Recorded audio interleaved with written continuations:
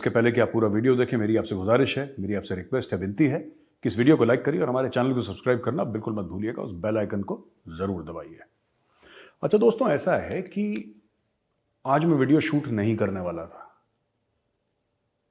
आज मुझे ऐसा नहीं लगा कोई टॉपिक है, मन तो बहुत था लेकिन कुछ समझ में नहीं आ रहा था, तो मैंने फिर ऊपर प्रभु कुछ तो करिए।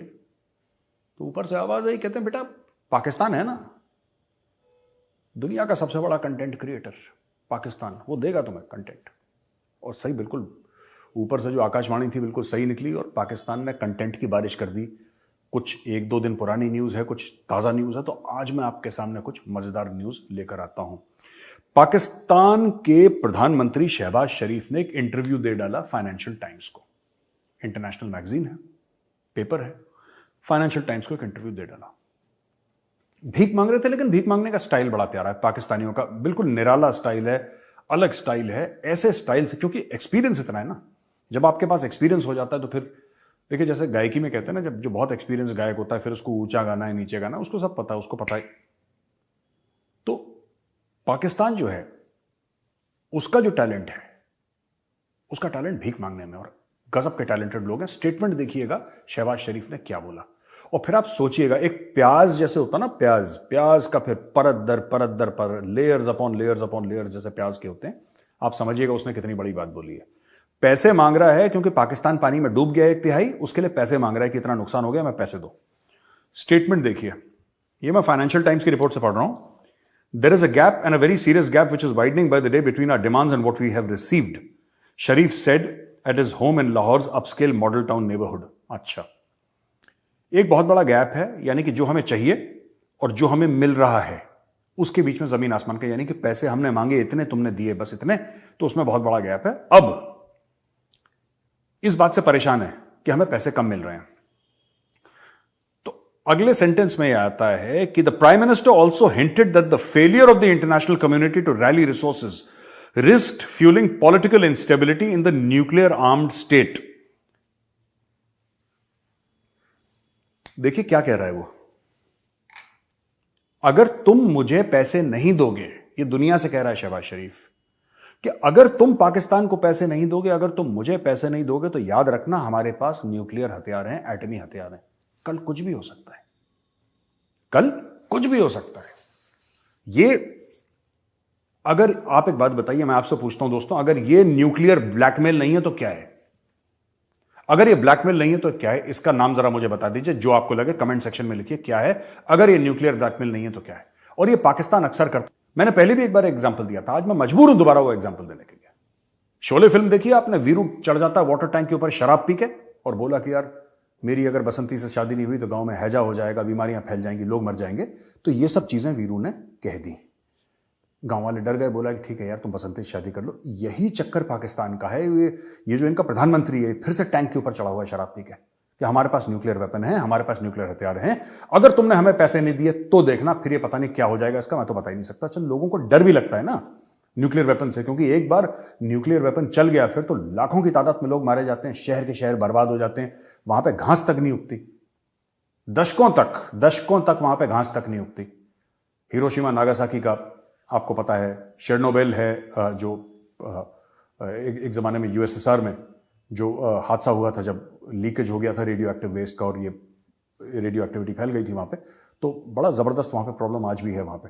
तो लोगों को इससे डर लगता है और पाकिस्तान इसी डर का फायदा उठाता है कि हमें पैसे दे दो, वरना ये न्यूक्लियर ब्लैकमेल है। और ये न्यूक्लियर ब्लैकमेल जो कर रहा है वो पाकिस्तान का प्रधानमंत्री कर रहा है। दोस्तों, अगर ये न्यूक्लियर ब्लैकमेल नहीं है तो क्या है, मैं ये जानना चाहता हूं।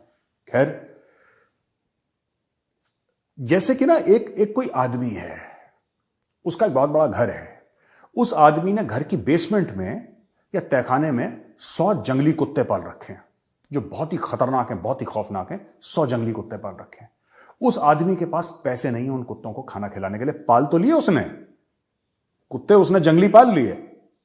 वो पालतू वाले कुत्ते नहीं है जो प्यारे वाले होते हैं, ये जंगली कुत्ते हैं, इंसान को खा जाएं, उसने पाल रखे हैं। अब वो आदमी हो गया फुकरा, उसके पास पैसे नहीं है उन कुत्तों को पानी भी पिलाऊं। तो अब ये जाके पूरे मोहल्ले वालों को या पूरा शहर है सबको बोलता है कि यार देखो मेरे पास 100 कुत्ते हैं, उनको खाना खिलाना तुम्हारी जिम्मेदारी है, पाला मैंने है, लेकिन जिम्मेदारी तुम्हारी है, वरना देखो यार मैं तो कुछ नहीं कर सकता, मैं दरवाजे खोल दूंगा, बाहर आ जाएंगे, अब तुम्हारे काटेंगे, तुम्हारे बच्चों को काटेंगे, जिसको काटेंगे तुम्हारी मर्जी, तुम देख लो अपना काम। ये पाकिस्तान ब्लैकमेल करता है, इट्स अ ब्लैकमेलर स्टेट। और दुनिया को नोटिस लेना चाहिए। आपको याद है वो शेख रशीद जो कहता था पाव पाव किलो के बम मार देंगे, तो ये सब के सब ऐसे ही हैं, ये सब के सब की यही आदत है, यही प्रवृत्ति है, इनकी असुर प्रवृत्ति है पाकिस्तानियों की, कि किसी तरीके से ब्लैकमेल करें किसी को, दुनिया भर को। ये दुनिया को ब्लैकमेल कर रहा है शहबाज शरीफ कि भाई अगर तुमने हमें पैसे नहीं दिए तो फिर देखना। चलो, एक तो ये खबर थी पाकिस्तान से। अब मैं आपको दूसरी खबर सुनाता हूं। भारत ने जब मना करा कि हम एशिया कप के लिए पाकिस्तान नहीं जाएंगे, तो पहले भी बाहर खेल चुके हैं 2018 में। उस समय मेजबानी जब भारत की थी तो पाकिस्तान ने बोला बाहर खेलना, भारत कह रहा है बाहर खेलना, तो इसमें क्या दिक्कत है? इसमें वकार यूनुस के कुछ स्टेटमेंट्स आए, इमरान खान अभी तक चुप है इसमें शोएब अख्तर के एक आध कोई स्टेटमेंट आया, लेकिन सबसे बड़ा जो स्टेटमेंट दिया वसीम अकरम ने दिया है। वसीम अकरम ये कहता, अब देखिए वसीम अकरम, मैं इसीलिए कहता हूं पाकिस्तानियों को ना मौका मत दीजिए भारत में पैसा कमाने का। ये जो भारत में आके फिल्मों में ये सब मत दीजिए, क्योंकि ये किसी के सगे नहीं है, काटेंगे पीछे से। वसीम अकरम इतने साल वसीम अकरम को भारत ने पाला, वसीम अकरम को एक स्टैंडर्ड ऑफ लिविंग दी, वसीम अकरम को सब कुछ। रमीज राजा भी यहीं का पाला हुआ है, इतने पैसे इन्होंने कमाए। लेकिन बात यह है कि जब इनका यह काम था कि न्यूट्रल रहते, हम ये नहीं कह रहे कि ठीक है आप पाकिस्तानी हैं लेकिन आपने भारत में पैसा कमाया तो आप भारत की तरफदारी करिए, बिल्कुल नहीं। पर आप इतने बड़े ग्लोबल सेलिब्रिटी हैं, वसीम अकरम को कौन नहीं जानता? हु डजंट नो वसीम अकरम? वसीम अकरम को यह बोलना था कि यार 2018 में ऐसा हुआ था, ये मैं अपना एनालिसिस दे रहा हूं, एक विश्लेषण दे रहा हूं कि ऐसा हो सकता है। नहीं है तो जिहादी। वसीम अकरम का स्टेटमेंट है, जब पाकिस्तानी बोर्ड ने बोला कि हम भी नहीं खेलेंगे, भिखारी को खाना तो भिखारी कहता नहीं मुझे वो खाना है, 56 भोग खाना, मैं ये नहीं खाऊंगा, इनकी भी चॉइस है। तो वसीम अकरम कहते हैं कि भाई जो जय शाह हैं उनको रमीज राजा को पर्सनली कांटेक्ट करना चाहिए था। रमीज राजा को, जो हमारे टुकड़ों पे पलता है वो रमीज राजा, पाकिस्तान क्रिकेट बोर्ड जो हमारे टुकड़ों पे पलता है, जय शाह को, उसको कांटेक्ट करना। चलो ठीक है, कांटेक्ट कर लिया। अब देखिए ये कहते हैं बड़ी जबरदस्त स्टेटमेंट दी है क्रिकेट बोर्ड ने, यानी कि पीसीबी ने बड़ी जबरदस्त स्टेटमेंट दी है। इंडिया कांट डिक्टेट कि पाकिस्तान कैसे क्रिकेट खेले, और पाकिस्तान में क्रिकेट भी 10-15 साल बाद शुरू हुई है। I am an ex cricketer, sports person, I don't know what's happening on political front. अच्छा, you don't know what's going on in the political front. Wasim Akram साहब, आप कहते हैं कि पॉलिटिकल फ्रंट में, जियो पॉलिटिकल फ्रंट में क्या हो रहा है आपको नहीं पता। आप जब लाहौर में नमाज पढ़ने जाते हैं तो मस्जिदों के बाहर काफिरों का गला काटेंगे और कश्मीर के जिहाद के लिए ताउन कीजिए, और 10, 15, 20 रुपए, 50 रुपए, 100 रुपए, 1000 रुपए जो लोग देते हैं, आपको नहीं पता क्या चल रहा है?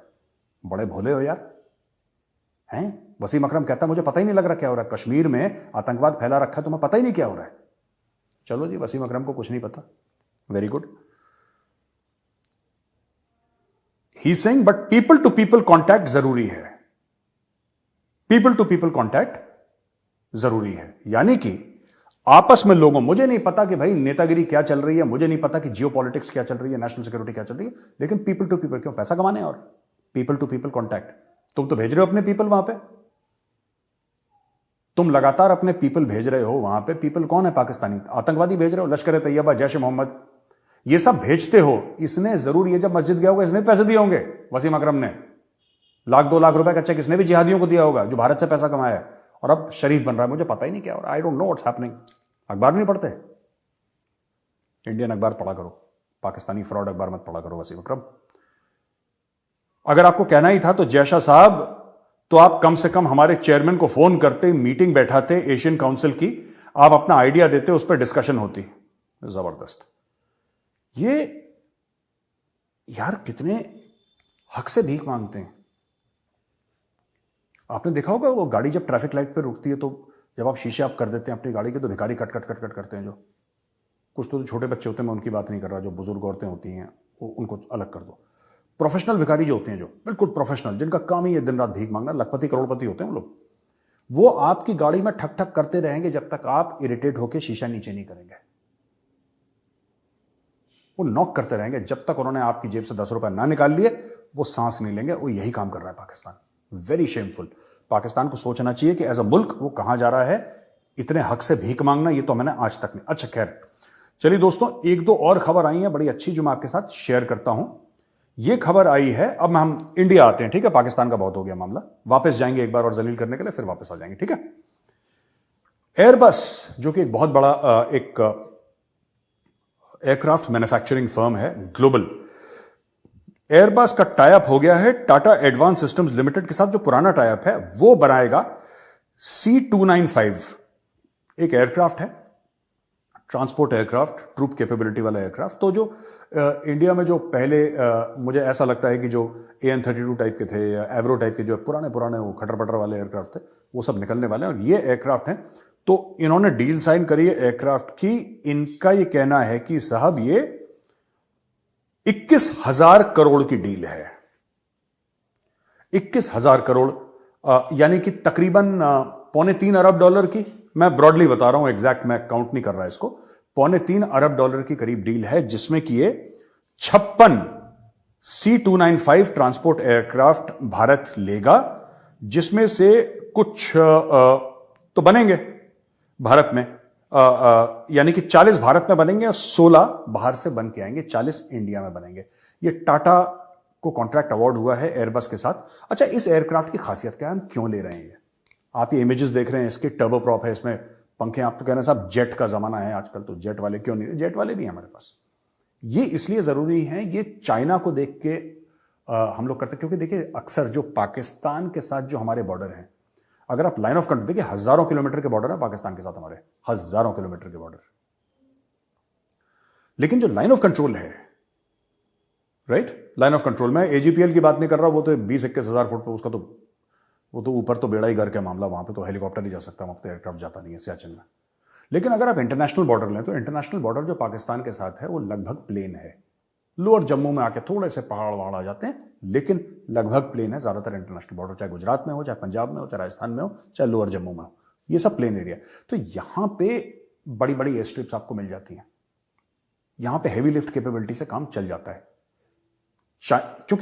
क्योंकि लाइन ऑफ कंट्रोल जो है वो करीब 750 किलोमीटर लंबी है, लेकिन लाइन ऑफ एक्चुअल कंट्रोल जो कि दोस्तों तकरीबन आप लगा लीजिए 3,500 किलोमीटर से ज्यादा की है लाइन ऑफ एक्चुअल कंट्रोल, जो चाइना के साथ है और हमारे 5 स्टेट से गुजरती है, जिसमें अरुणाचल, उत्तराखंड हो गया, सिक्किम हो गया, लद्दाख हो गया और हिमाचल प्रदेश। तो इन सब एरिया से गुजर के भी जाती है और आपको लद्दाख एरिया और ये सब ना जो एरिया है यहां से गुजर के जाती है, तो बहुत लंबी है। इसको मेंटेन करने के लिए आपको हो सकता है लड़ाई के दौरान आपको एयर स्ट्रिप्स बनानी पड़े, कि वहां पे सामान ले जाना, आप एयर स्ट्रिप बनाइए, आपको कुछ करना है एयर स्ट्रिप बनाइए, आपको ये करना है वो करना है, तो आप एयर स्ट्रिप बनाएंगे तो एयर स्ट्रिप आपकी पक्की एयर स्ट्रिप नहीं बनेगी पहाड़ों में, आपकी वैसी एयर स्ट्रिप नहीं बनेगी दोस्तों कि आपने किलोमीटर लंबी छान दी वहां पे। तो छोटी एयर स्ट्रिप पर टेक ऑफ और लैंड आपको करना पड़ेगा, ऐसे हवाई जहाज के साथ जो अचानक वहां पे ट्रूप्स डाल सके, यानी कि जो हमारे फौजी हैं, सैनिक हैं, उनको सामान ले जा सके और हार्डी हो, जबरदस्त हो, मजबूत हो, जो हजारों किलो का सामान डाल दे। क्योंकि लड़ाई ना, कहते हैं कि एक कहावत है कि लॉजिस्टिक्स जो है ना, यानी कि गोला बारूद है, एम्यूनिशन है, हथियार हैं, तेल है, खाने पीने की चीजें हैं, रिप्लेसमेंट है चीजों का, इन सब चीजों से लड़ाई जीती जाती है। जिस फौज का लॉजिस्टिक जबरदस्त है वो फौज जंग जीत जाती है। एक बहुत पुरानी कहावत है कि an army fights on its stomach, पेट पे लड़ती है फौज। एक बहुत पुरानी कहावत है, यानी कि खाना पीना आपको पहुंचना चाहिए, आपकी सब चीज पहुंचनी चाहिए, तब फौज लड़ती है। वो फौजी क्या है, चलो फौजी भूखा भी रह लेगा, लेकिन फौजी के पास अगर एम्यूनिशन ही नहीं है, बंदूक में उसको गोली नहीं, क्या लड़ेगा वो? तो ये बहुत जरूरी है और बहुत जल्दी जल्दी चीजें, लड़ाई के दौरान चीजें खत्म हो जाती हैं। आज की तारीख में अगर किसी के पास 400 राउंड है, 400 राउंड है, तो आपको लगता है कि बहुत बड़ी चीज है, 400 राउंड है उसके पास। एक फौजी की बात कर रहा हूं, 300, 400, 500 जितने भी उसके पास राउंड है, वो आपको लगता है बहुत बड़ी बात है। लेकिन जब लड़ाई शुरू होती है और एक्चुअल फायरिंग शुरू होती है, तो बहुत जल्दी खत्म हो जाती है एम्यूनिशन। तो आपके पास, और वो एक फौजी की बात कर रहा हूं मैं, यहां पर तो लाखों लड़ेंगे, तो फिर आपको उस लेवल का ट्रांसपोर्ट चाहिए, उसका खाना बनेगा, उसके लिए आपको तेल चाहिए, उसकी राइफल खराब हो जाएगी, टूट जाएगी, उसकी रिप्लेसमेंट आपको चाहिए, वरना फौजी लड़ नहीं पाएगा।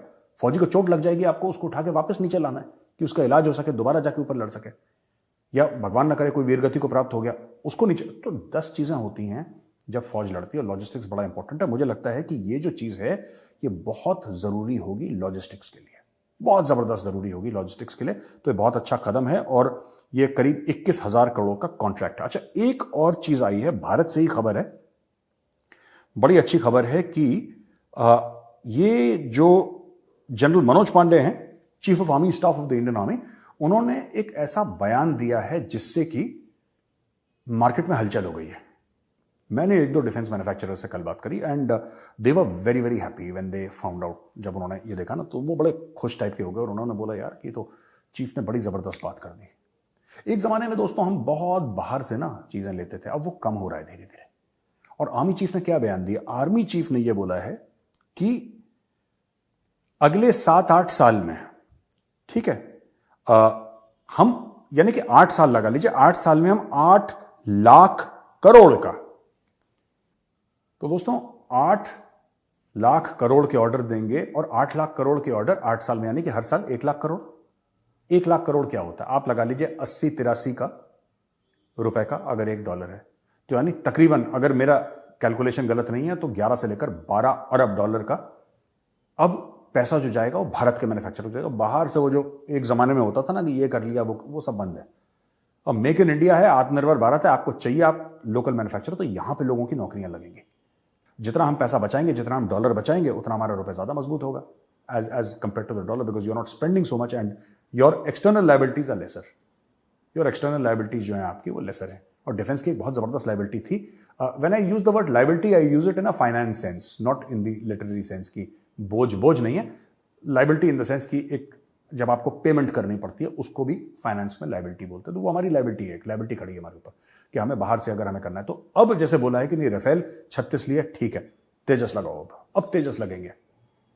अब मीडियम जैसे लाइट था, मीडियम एयरक्राफ्ट डेवलप होगा इंडिया में, या हेवी एयरक्राफ्ट डेवलप होंगे इंडिया में जैसे प्रचंड डेवलप हो गया, तो अब प्रचंड डेवलप हो गया, जो हेलीकॉप्टर गनशिप डेवलप हो गया, तो इसका मतलब क्या है कि वो जो हेलीकॉप्टर गनशिप है वो तो HAL ने बनाया है, हिंदुस्तान एरोनॉटिक्स लिमिटेड, यानी कि किसी हिंदुस्तानी ने बनाया है। उसका सरकार जो पैसा देगी HAL को, वो तो किसी हिंदुस्तानी के घर पे जाएगा, किसी अमेरिकन या किसी और फिरंगी के घर पे तो नहीं जाएगा ना, वो तो भारत का किसी कोई परिवार, उससे तो उससे नौकरियां भी होती हैं। आप खुद एक वेपन एक्सपोर्टर बनते हैं, $8 बाहर से कमाते हैं, तो बहुत सारी चीजें हैं। ये बहुत अच्छा है जो जनरल पांडे ने सबके सामने एक बात बोली है, मुझे लगता है बड़ी जबरदस्त बात है आत्मनिर्भर भारत के लिए। I congratulate the chief on making such a bold statement publicly. और इससे देखिएगा लाखों दर लाखों जॉब्स क्रिएट हो जाएंगे। आप कह रहे हैं कि हर साल हम 1 लाख करोड़ रुपए सिर्फ लोकल डिफेंस मैन्युफैक्चरिंग में डालेंगे, तो आप समझ लीजिए कि पूरी की पूरी एक इंडस्ट्री, चीफ के एक बयान ने पूरी एक इंडस्ट्री में जान फूंक दी। तो दोस्तों ये भी चीज थी जो मैं आपको बताना चाह रहा था। अब मैं आता हूं एक और मुद्दे पे। प्रधानमंत्री ने गुजरात के, मोदी जी ने क्या करा कि गुजरात गए थे मोदी जी, तो मोदी जी ने बोला चलो गुजरात के दीसा एक जगह है, वहां पे बोला कि भुज और उत्तरलई के बीच में एक जो गैप था उसको कम करने के लिए, स्ट्रेटेजिक गैप, दीसा में एक फॉरवर्ड एयरबेस खोल दिया। पाकिस्तानी मीडिया काफी परेशान है कि यार ये क्या कर दिया इन्होंने, ये तो मोदी के सर पे जंगी जुनून है, जैसे ऐसा डायलॉग बाजी करते हैं, मोदी के सर पे कोई जंगी वंगी जुनून नहीं है। ये जो है ना ये एयरबेस, ये 1983-84 के समय, जहां तक मेरी रिसर्च कहती है, may be I am wrong, हो सकता है मैं गलत बोल रहा हूं, लेकिन जहां तक मेरी रिसर्च है वो ये रिसर्च ये कहती है कि 1983-84 में एक्चुअली ये एयरबेस बनाने की जमीन मिल गई थी एयरफोर्स को। जब इंदिरा गांधी प्राइम मिनिस्टर थी तभी हो चुका था कि यहां पे एयरबेस बनेगा, लेकिन वो 83-84 से अभी तक आप लगा लीजिए करीब 35-36-38 कितने साल हो गए, वहां पे कुछ काम नहीं हुआ। कुछ वॉच टावर बनाए गए, बाउंड्री वॉल बनाई गई, तो वो जमीन ऑलरेडी थी वहां पे, और आज से नहीं, 83-84 से थी वो, 83-84 से। तो इसके ऊपर बोला कि वहां पे एयरबेस बनना चाहिए, बिकॉज ऐसा है कि बिल्कुल गुजरात, एक पुरानी स्पीच है ना मोदी जी की कि गुजरात भी जो जगह है वो भी बड़ी अजीब सी है, एक जगह रेगिस्तान है, एक जगह पाकिस्तान है, तो वही है गुजरात की कहानी, एक जगह रेगिस्तान, एक जगह पाकिस्तान। तो सामने बिल्कुल पाकिस्तान है और एक स्ट्रेटेजिक एयरबेस वहां पे बनेगा जिसमें फाइटर जेट्स, जहां तक मीडिया की रिपोर्ट्स हैं, फाइटर जेट्स वहां पे होंगे, तो वो पाकिस्तान के ऊपर एक जबरदस्त दबाव डालने वाली बात हो जाएगी, और हमें इसकी रिक्वायरमेंट भी थी। आज देखिए आपको ये बात समझनी पड़ेगी। लोग कह रहे हैं साहब कि अभी क्यों करा मोदी जी ने और ये क्यों करा, ये आज से नहीं हो रखा है काम। सरकार ने अप्रूवल 1983 में दिया था, लेकिन 1983 से अभी तक लोग सो रहे थे। ये काम अगर 1983 में दिया था तो 1990 तक ये चीज बन जानी चाहिए थी, बनी नहीं। किसी ने ध्यान ही नहीं दिया इस पर। ये तो गए मोदी जी, उन्होंने बोला यार क्या है, ऐसा बोला साहब ये बनाओ यहाँ पे। एयरफोर्स से बात करी, एयरफोर्स आपको जरूरत है? एयरफोर्स ने बोला हाँ सब जरूरत है, इसलिए तो हमने ले रखा है, लेकिन 1983 से फाइल पेंडिंग है। एक बात हुई होगी, मैं ऐसा अज्यूम कर रहा हूं कि ऐसी बात हुई होगी, तो बोला कि ठीक है निकालो, झाड़ फूको जरा, फाइल बोलाओ, साइन करो, आगे। तो अब वो वहां पे एयरबेस बन रहा है, इसको जो फौजी बनाएगी, इसको फौज के इदारे इसको बनाएंगे और वो इनको दे देंगे। इसमें कहते हैं कि फेज 1 में main runway, parallel taxi track, loop taxi track and fighter squadron dispersal area ये बनाएंगे। और इसमें काफी ध्यान रख रखा है कि अगर वहां पे कभी बाढ़ आती है, बरसात आती है, तो पानी आराम से निकल जाए, वहां पे पानी ठहरे ना। तो ये सब चीजें होती हैं, जब काफी टेक्निकल चीजें होती हैं जब बनाते हैं। मुझे भी इतनी नॉलेज नहीं है इसके मामले में, लेकिन ये ऐसा हो रहा है जो ऊपर क्योंकि मैं आर्मी से ताल्लुक रखता हूं, एयरफोर्स की क्या रिक्वायरमेंट है उसकी डीप नॉलेज मुझे नहीं है, लेकिन इतना मुझे पता है कि ये सब चीज़ों का ध्यान एयरफोर्स वाले रखते हैं, क्योंकि एयरफोर्स में मेरे दोस्तों ने मुझे बताया है कि हम इन सब चीज़ों का ध्यान रखते हैं, इसलिए मुझे थोड़ी बहुत नॉलेज है इस मामले में। अच्छा, ये खबर आ गई आपके पास। और आखिरी खबर दोस्तों वो है कि मोदी जी उत्तराखंड में हैं। तो माना एक जगह है जो कि कहते हैं आखिरी गांव है चाइनीज बॉर्डर से पहले, वहां पे मोदी जी एक पब्लिक रैली करेंगे। और वो जो पब्लिक रैली करेंगे, आप समझ लीजिए कि पब्लिक रैली में क्या जबरदस्त संदेश होगा। मोदी जी चाइना बॉर्डर पर खड़े होकर पब्लिक से खिताब करेंगे। शी जिनपिंग को आपने कभी नहीं सुना होगा आते हुए, पर मुझे ऐसा लग रहा है, मैंने डॉक्टर जयशंकर के स्टेटमेंट्स को एनालाइज भी करा, अब मुझे ऐसा लग रहा है कि धीरे धीरे India has started losing patience with China.